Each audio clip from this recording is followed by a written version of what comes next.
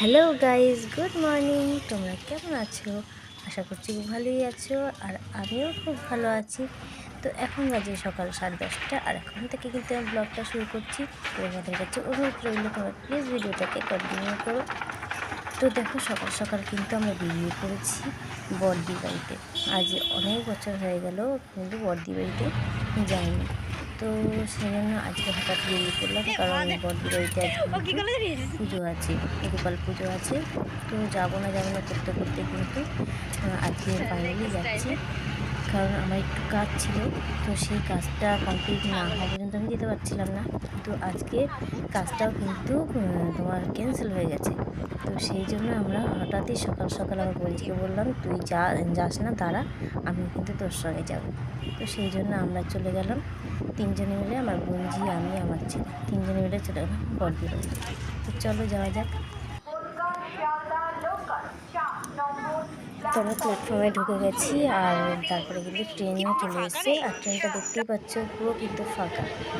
তো ট্রেনটা কিন্তু চলতে শুরু করেছে, আর যত চলছে তত কিন্তু আনন্দটা বেশি হচ্ছে আর কি। আমার অনেকদিন পর যাচ্ছি, তো সেই জন্য একটু মনের মধ্যে বেশি আনন্দ হচ্ছে।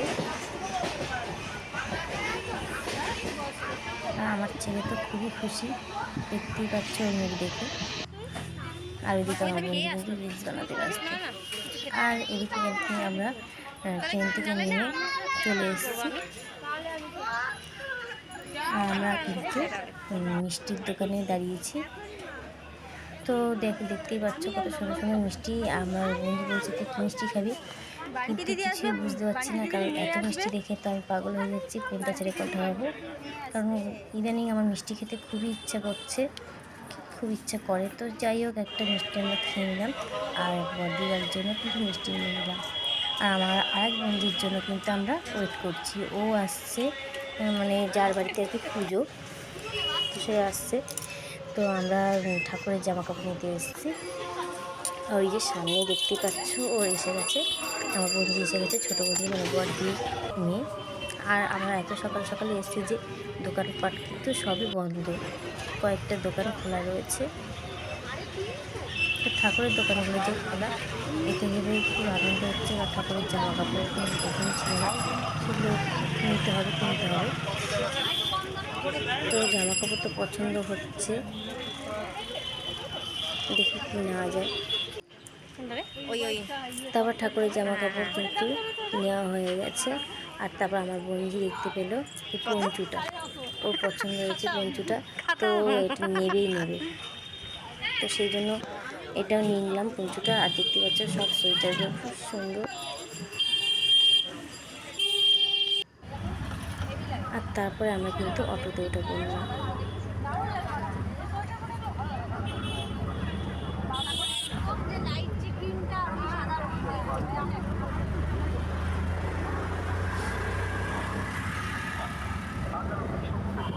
সোদপুরের রাস্তাটা কিন্তু আমার কাছে খুবই মানে একটা, কী বলবো, না আসলে যা হয় আর কি। কতদিন পর দেখছি, মনে হচ্ছে যেন রাস্তাঘাট চেঞ্জ হয়ে গেছে পুরো। তো চলো যাওয়া যাক। তারপরে কিন্তু আমরা নেমে পড়েছি, আর নেমেই কিন্তু অটো থেকে নেমেই কিন্তু একটু হাঁটতে হয়। আমরা কোথায় চলে এসেছি? আমরা মিমি বাড়ি চলে এসেছি, বলো। তো আমার ছেলে চলে গেল ওদের সঙ্গে, কারণ ও মানে আর তর্স হয়েছে না কতক্ষণে মিমি বাড়ি ঢুকবে। তো সেই জন্য ওরা যেহেতু আগে আগে যাচ্ছে, তো সেই জন্য ও আগে আগে চলে গেছে, আমার আগে আগে। তো যাই হোক, তারপর আমরা কিন্তু বড়দির বাড়িতে ঢুকে গেছি। এইদিকে দেখো রান্না হচ্ছে, দেখি তো এটা কে। আর বাড়িকে ঘরে কিন্তু পুজো হচ্ছে। আর এদিকে আমার দিদির মেয়েরা, সরি দিদির মেয়ে না, দিদির নাতনিরা খেলা করছে। দেখো, দেখতেই পাচ্ছ ঘরটা খুব নতুন ঘর বানিয়েছে। তো পুজো না দিলে হয় না, তো সেই জন্য কিন্তু মায়ের পুজো দিচ্ছে।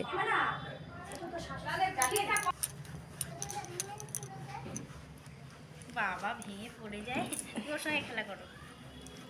তো আমরা বসে পড়লাম, কারণ দিদির বাড়িতে কিন্তু অনেক লোকজন আছে, সবাই ব্যস্ত মানুষ, তো সেই জন্য আমরা বসে রয়েছি।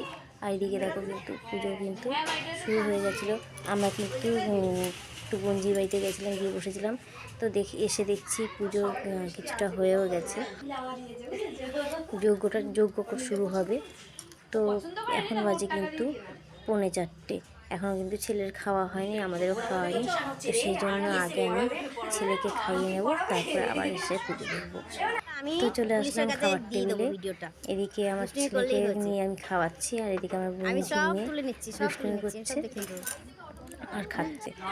তো যাই হোক, আমাদের কিন্তু খাওয়া দাওয়া কমপ্লিট হয়ে গেছে। আর আমরা তাড়াহুড়ো করছি, আমি যজ্ঞটা দেখবো বলে, আমার যজ্ঞ দেখতে খুবই ভালো লাগে। তো সেই জন্য কোনোরকমভাবে খেয়ে আমরা কিন্তু চলে এসেছি আবার পুজোর ঘরে যজ্ঞ দেখার জন্য। আর আমার ছেলেও কিন্তু মানে কিছুতেই খাবে না, কারণ ও যজ্ঞ দেখতে খুব ভালোবাসে। তো সেই জন্য ও খেতে চাইছে না। তো কোনোরকমভাবে ওকে তাড়াতাড়ি করে খাইয়ে নিয়ে চলে আসলাম এই ঘরে পুজো দেখতে।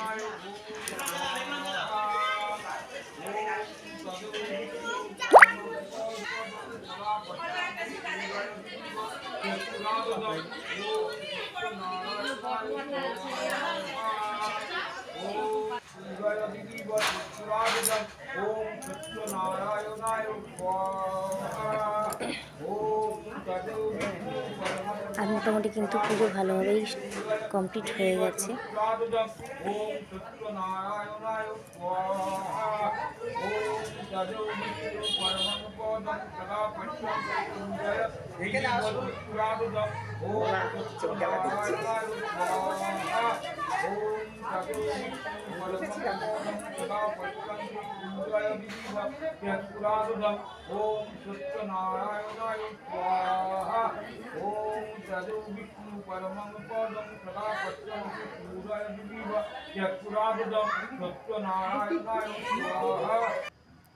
তো চলো, আমাদের কিন্তু পুজো কমপ্লিট হয়ে গেছে।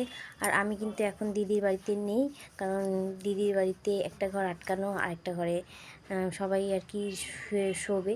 তো সেই জন্য আমরা কিন্তু দিদির বাড়িতে নেই, আমরা তোমার বঞ্ঝির বাড়িতে এসেছি।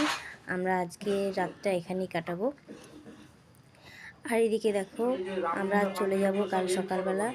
জোর করে এরা আটকে রেখে দিয়েছে, না যেহেতু ওরা খেয়ে দিয়ে পরের দিন সকালবেলা যাবি।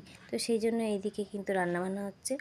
তো আজকের ভিডিওটা আমি এখানে শেষ করছি, নেক্সট ভিডিওতে আবার দেখা হচ্ছে, টাটা।